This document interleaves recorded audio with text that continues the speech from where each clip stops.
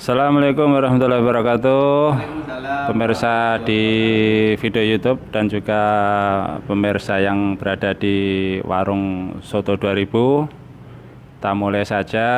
Tema kita pada hari ini memilih pemimpin yang pas, baik, ideal, munasib, cocok. Ini bukan politik ya. Ini memang kita nih kadang-kadang memilih pemimpin itu yang penting ada duitnya, yang penting orang top, dia punya kemampuan atau tidak. Nah, itu nomor belakang. Nah, ini makanya kita nanti ulas bersama. Kadang-kadang dengan cara demokrasi, menang-menangan bolo, menang-menangan modal, akhirnya yang punya jiwa leadership, punya jiwa kepemimpinan kalah. Karena sistem demokrasi itu tadi, backupnya siapa, modalnya siapa, nah itu.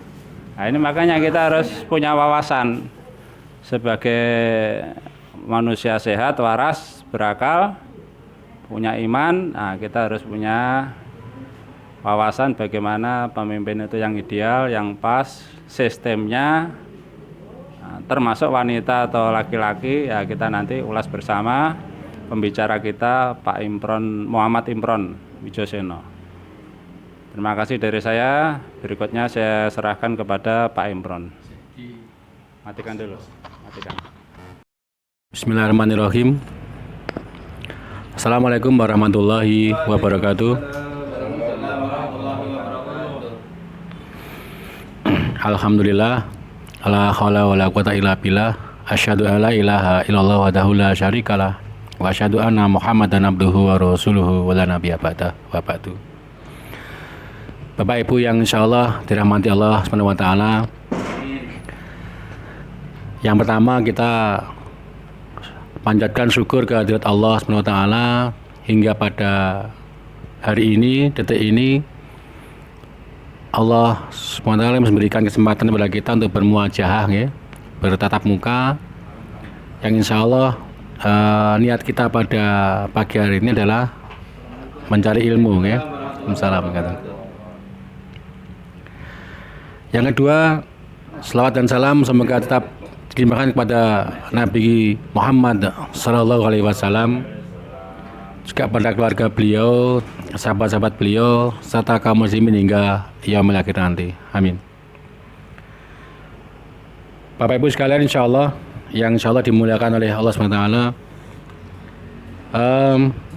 pemimpin ya, pada prinsipnya masing-masing individu ini adalah pemimpin ya. Ini bisa kita rasakan ketika kita mulai malas ya. Pada saat orang mulai malas inilah sebenarnya seseorang itu akan merasa dirinya tidak menjadi siapa-siapa. Ya, mari kita perhatikan orang-orang yang nun sewu dalam kesehariannya kurang beraktivitas ya. Kurang beraktivitas atau kurang berkegiatan, itu pada kesehariannya itu adalah yang timbul adalah persangkaan ataupun pikiran-pikiran negatif yang tidak terarah ya. Maka pada siang hari ini insya Allah kita akan membahas menjadi pemimpin yang ideal ya. Nah, yang namanya pemimpin ini adalah seseorang yang mampu mengatur ya, mengelola, kemudian memberikan arahan, pengarahan ya. Maka ketika seseorang ini tidak maaf saya ulangi ya.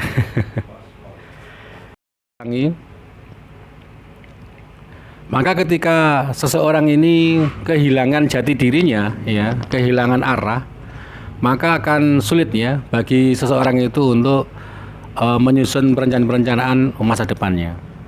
Maka insya Allah pada siang hari ini kita akan mencoba ya, mengurai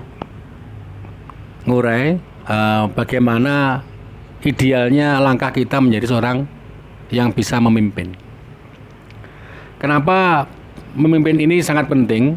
Ya, pada dasarnya manusia ini sukanya mengikuti, ya, trendsetter, ya, ikut-ikut sukanya. Nah, maka ketika seseorang tidak memiliki benteng, tidak memiliki filter, maka potensi manusia mengikuti orang lain sangat tinggi. Seseorang itu akan mudah terpengaruh. Ini kita bisa lihat pada masa sekarang, ya. Masa hari ini yang kita perhatikan, itu hampir mayoritas generasi sekarang, bahkan generasi orang tua itu sudah kehilangan identitas. Ya, mari kita lihat nun sewu, kebiasaan, habit atau kultur yang sekarang terjadi di sekitar kita. Yang nampak adalah yang paling gampang, ya, yang paling gampang adalah ketidakpedulian di antara kita. Ini sudah nampak sekali menjadi kebiasaan, dan ini tidak kita sadari, bahkan nun sewu itu bisa menjadi sebuah penyakit, ya. Saya membuat sebuah ilustrasi, ya, Bapak Ibu sekalian, ya. Saya buat ilustrasi betapa akutnya manusia hari ini, ya.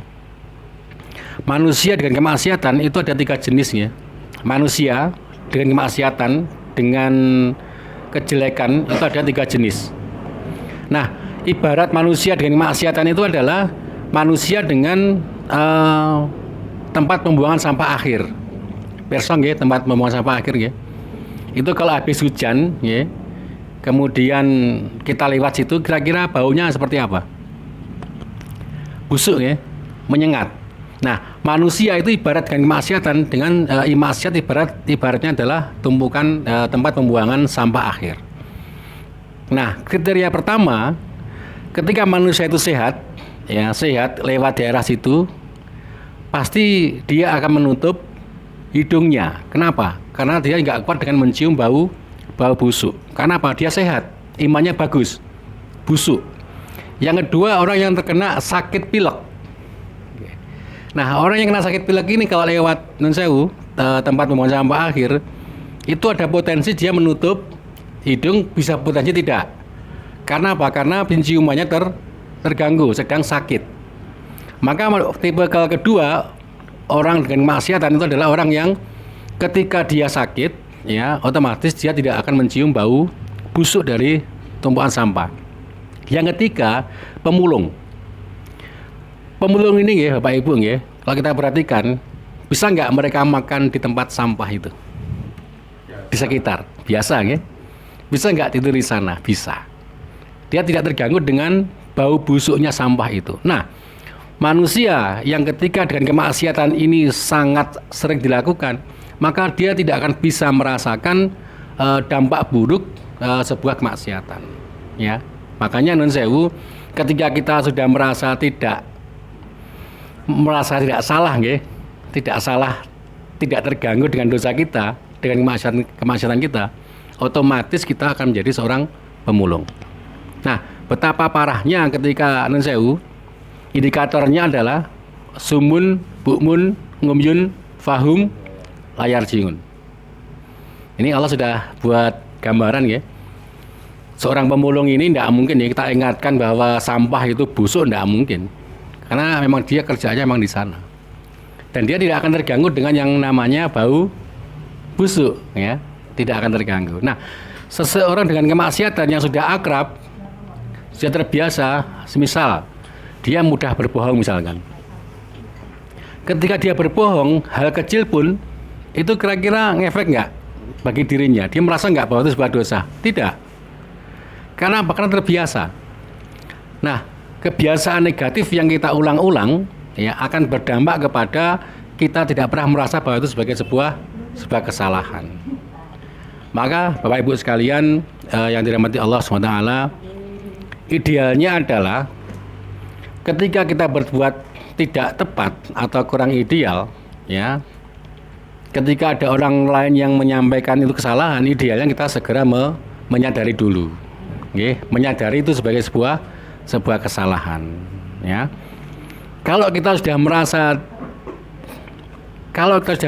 tidak pernah berbuat salah atau perbuatan kita bisa dimaklumi orang lain, nah pada saat itulah ada potensi sifat atau karakteristik seorang pemulung akan masuk dalam diri kita. Nah, bagaimana cara mengidentifikasinya? Cara mengidentifikasi kita dengan kemaksiatan, ya, dan sewu, ini kaitannya dengan pemimpin, ya. Karena pemimpin yang paling baik itu pemimpin yang bisa menjadi tauladan. Saya ulangi, pemimpin yang ideal itu adalah yang mampu menjadi tauladan. Saya ambil contoh misalkan orang tua, ya, orang tua. Ketika di rumah itu nun sewu, sering terjadi perbedaan pendapat, ada potensi anak itu akan menjadi seorang pendendam. Mau tidak mau, suka tidak suka, orang tua secara langsung sudah ngajari anaknya, ya, bagaimana caranya bertengkar. Ya. Tetapi kalau orang tua ketika ada perbedaan pendapat, yang dilakukan adalah bermusyawarah, berdiskusi, maka si anak akan mendapatkan pengalaman bahwa